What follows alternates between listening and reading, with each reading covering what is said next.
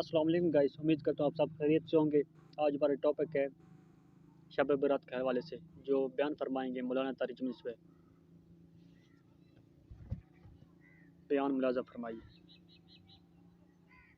15 شعبان کی رات میں ہمارے ملکوں میں جو ہمارے عجمی ملک ہیں اس میں وہ کچھ ہو رہا ہے جو نہ میرے نبی نے کیا، نہ صحابہ نے کیا، نہ تابعین نے کیا۔ عجیب و غریب عبادات گھڑ لی ہیں، عجیب و غریب اس کے اعمال بنا لیے ہیں اپنی طرف سے، اور مسجدیں بھری ہوتی ہیں اور روشنیاں لگی ہوتی ہیں اور آتش بازی ہو رہی ہوتی ہے۔ میرے نبی نے اس رات کی فضیلت بتائی، عمل کوئی نہیں بتایا۔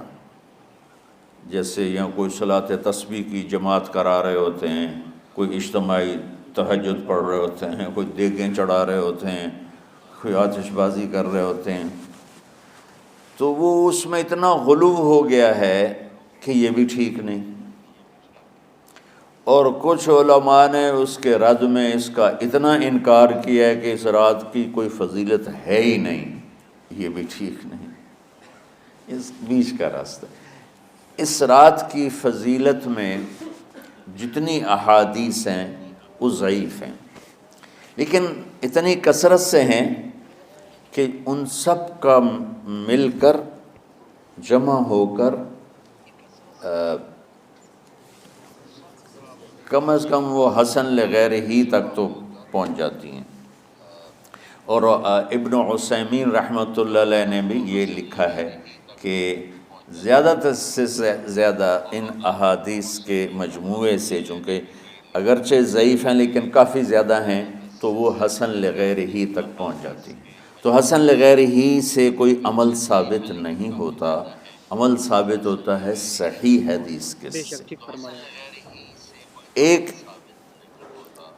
احادیث کی کثرت سے روایات، اور ایک امت کا عمل، کہ امت کا بہت بڑا طبقہ صدیوں سے اس رات کا اہتمام کر رہا ہے۔ لیکن کچھ عرصہ پہلے تک اہتمام تھا دن میں روزہ رکھنا، رات کو کوئی نوافل پڑھ لینا، کوئی دو چار زیادہ پڑھ لینا، لیکن اب یہ ڈھول تماشے جو اب شروع ہوا ہے اس کا تو کوئی وجود ہی کوئی نہیں ہے۔ تو اس رات کو اللہ تعالیٰ نے مبارک بنایا، جی، شریعت میں اور کوئی وجود نہیں ہے اس کا، ٹھیک فرمایا۔ حدیث پاک میں آتا ہے کہ اللہ تعالیٰ اس رات میں سبحان ساری اللہ۔ دنیا کے لوگوں کی بخشش فرماتا ہے سوائے 5 آدمیوں کی۔ 5 کے سوا سب اہل ایمان کی بخشش ہو جاتی۔ مشرک، سبحان اللہ۔ المشرک، پہلا مشرک، دوسرا مشاحن۔ مشاحن کیسے کہتے ہیں؟ دل میں بغض رکھنے والا، کینہ رکھنے والا۔ تیسرا مسبل ازارہ، اپنے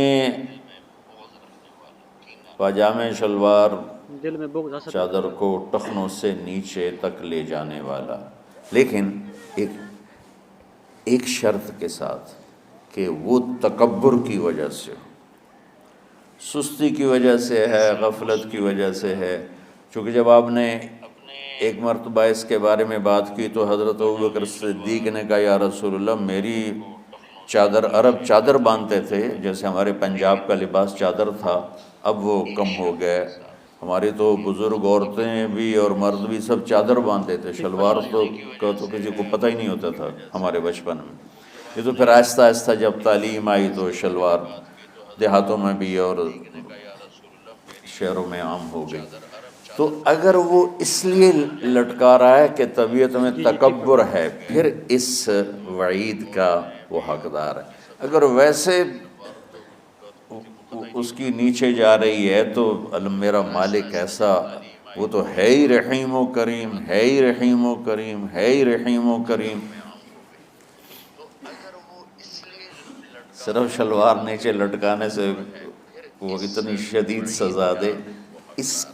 اگر اس کے پیچھے تکبر ہے پھر ہے، یہ تکبر نہیں ہے تو انشاءاللہ وہ اس سے محفوظ ہو۔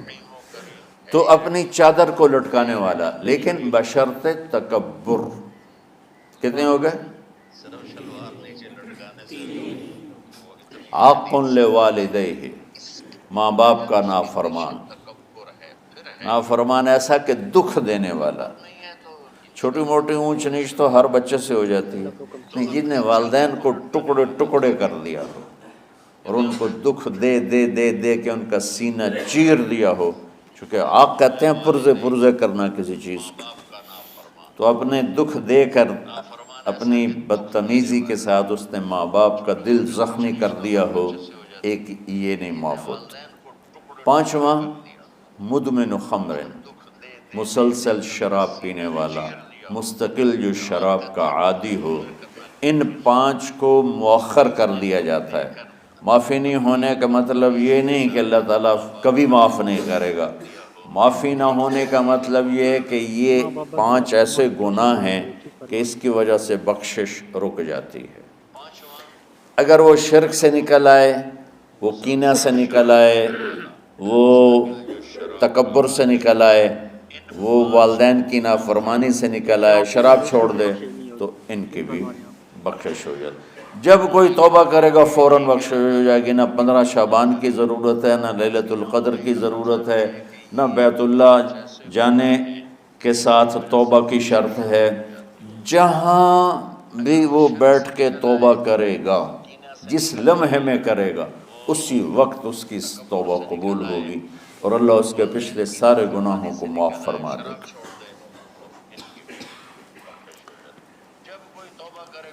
دن کا روزہ، رات کا قیام، زیادہ زیادہ قیام سے مراد نوافل ہیں، کوئی گھر میں پڑھ لے، کوئی مسجد میں پڑھ لے۔ نوافل نفلی عبادات گھر میں ہی افضل ہوتی ہیں۔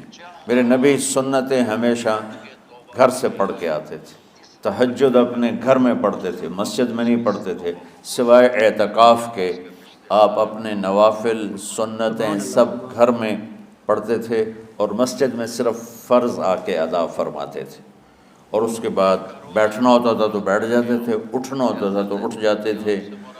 تو اعتدال اللہ کو ہر چیز میں پسند ہے۔ دنیا جو مختصر ہے اس میں کیسے پسند نہیں ہوگا؟ آخرت جیسے معاملے میں بھی اللہ ہم سے کہہ رہا ہے اعتدال، امتاً وسطا۔ ایسے عیسائیوں کی طرح ترک دنیا بھی نہ کرو، یہودیوں کی طرح دنیا کے پیچھے نہ پڑ جاؤ، رزق حلال بھی کماؤ، اپنے بچوں کو بھی دیکھو، اپنے سبحان اللہ سبحان اللہ، فرائض کو بھی دیکھو جو دنیاوی ہیں، اور اللہ سے بھی اپنا معاملہ ٹھیک کرو اور درست کرو۔ بعد کے زمانے میں صحابہ کے بعد سبحان اللہ سبحان اللہ، سے ہی ایک انتہا پسندی امت میں آئی، ساری ساری رات جاگنا۔ فلاں بزرگ تھے، وہ رسے سے اپنے بالوں کو باندھ لیتے تھے کہ نماز پڑھتے پڑھتے جب نیند آئے اور جھٹکا لگے تو رسے سے بندھے ہوئے بالوں سے اس جھٹکے سے تکلیف ہو اور ان کی آنکھ کھل جائے اور پھر نفلوں میں شروع ہو جائے۔ ایک فلاں بزرگ تھے، وہ اپنے آنکھوں میں نمک کا سرما لگاتے تھے تاکہ آنکھیں جل جائیں، اس میں وہ جلن پیدا ہو جائے اور نیند اڑ جائے۔ یہ ایسے واقعات بھرے پڑے ہیں۔ فلاں بزرگ تھے، انہوں نے 30 سال عشاء کے وضو سے فجر کی نماز ادا کی۔ یہ اپنی